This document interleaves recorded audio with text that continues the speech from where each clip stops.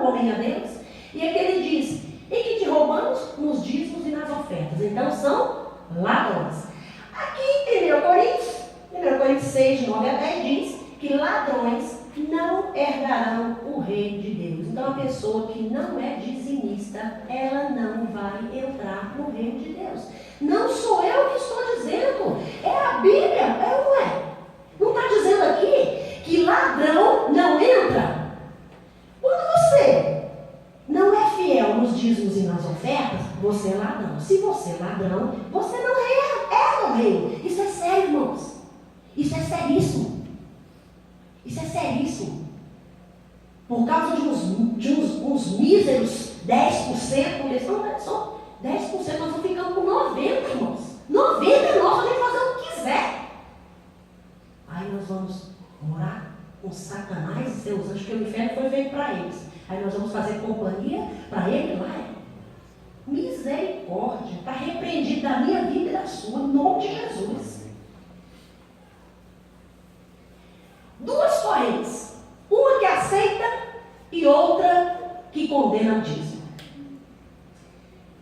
Eu peguei isso aqui dos teólogos da internet, né? Estes teólogos ou curiosos que julgam terem descoberto algo novo, dizem que o dízimo tinha várias aplicações, deveria atender a algumas exigências para ser entregue.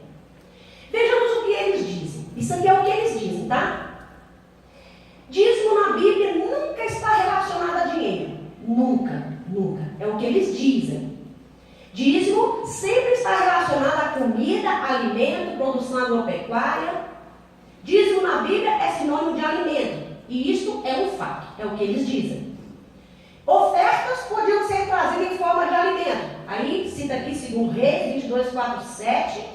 Tá, até aí você vai lá, olha, vai aqui nesse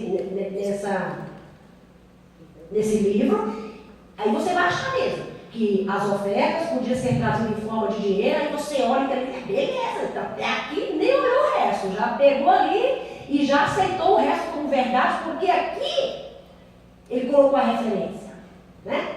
Aí você foi na referência e está certinho. Segundo Reis 22, fui lá, olhei, é mesmo, oferta, pode trazer em dinheiro. Aí você olhou ali, aí você já teve todo o resto como verdadeiro, porque aqui é verdadeiro. É o que se faz. Mistura-se um copo de veneno numa caixa d'água. Aí você vai bebendo aquela água da caixa d'água, daqui a pouco cai muito. Vamos analisar agora este aspecto. A primeira ocorrência da palavra dízimo nas Escrituras está num evento que desmancha essa teoria. Vamos a ela. Vejamos o que diz o texto.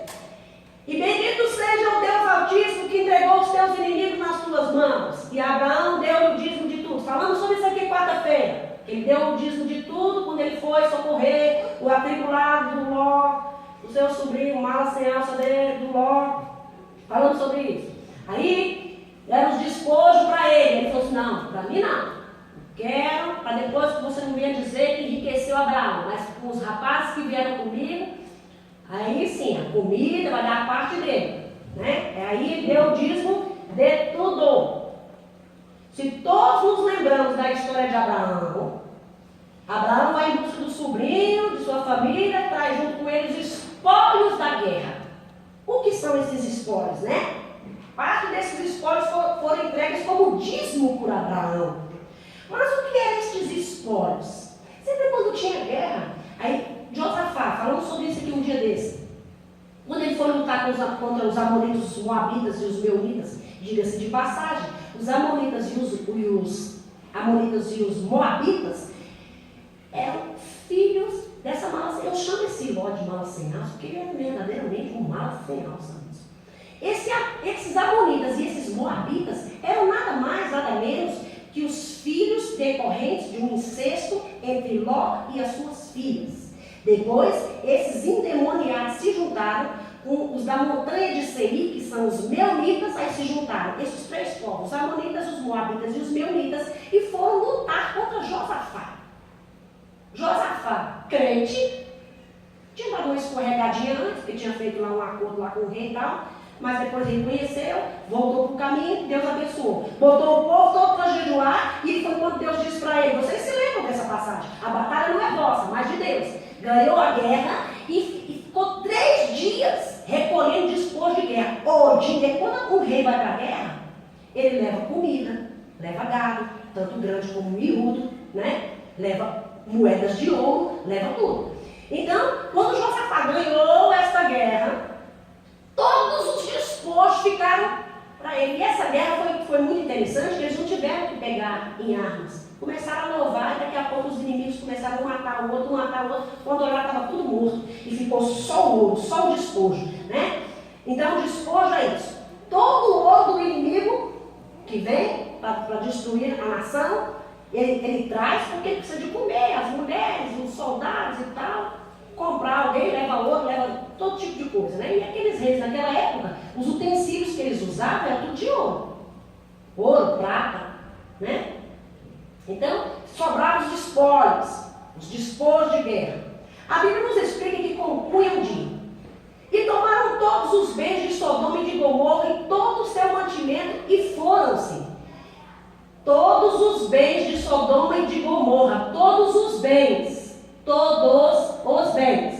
que eles levaram, e todo o seu mantimento e foram. Levaram todo tipo de cereal, todos os animais, todas as moedas de ouro, todas as moedas de prata, tudo o que havia, levou tudo. Então, os espólios eram os bens de Sodoma e de Gomorra, e todo o mantimento, tudo, todo o ouro de Sodoma e Gomorra, tudo. Pelo texto, a Bíblia diz que o dízimo foi dado de tudo, e não somente dos alimentos. Isso aqui eu quis enfatizar, porque os teólogos de internet dizem que dízimo é para ser dado de alimentos somente. Não é para trazer dinheiro, é só alimento. Né? E aqui, claramente, diz que não. Pelo texto, a Bíblia diz que o dízimo foi dado de tudo e não somente dos alimentos que estavam disponíveis ali como espólio de guerra. Aqui, ó, todos os bens, de todo o mantimento de Sodoma e Gomorra, todo o espólio. Uma outra ocorrência diz algo semelhante. E esta pedra que tem um posto por coluna será a casa de Elohim, e tudo quanto me deres, certamente te darei o dízimo. Isso aqui quando Jacó, né, fez a restauração, não estava lá essas coisas de crente, né? Tinha acabado de enganar o irmão, tal, falando sobre isso aqui quarta-feira. Até eu botei ele nascendo primeiro que o irmão, mas ele só tentou, mas quem nasceu primeiro foi o irmão. Neste caso, Jacó estava indo para a casa de Labão. E quando encontra-se com o Eterno e faz uma oração e diz que daria o dízimo de tudo, aí ele faz uma oração e diz: se tu me abençoares onde eu for, se tu me deres alimento, se tu me deres casa, se tu me deres comida, se tu me deres roupa, se eu voltar em paz para os meus, de tudo que tu me deres, eu te darei o dízimo. Olha o que ele fala. Não estava crente ainda. Ele ia ficar, depois que Labão acertasse ele, né? Que se ele enganava, Labão era PhD em enganar, né?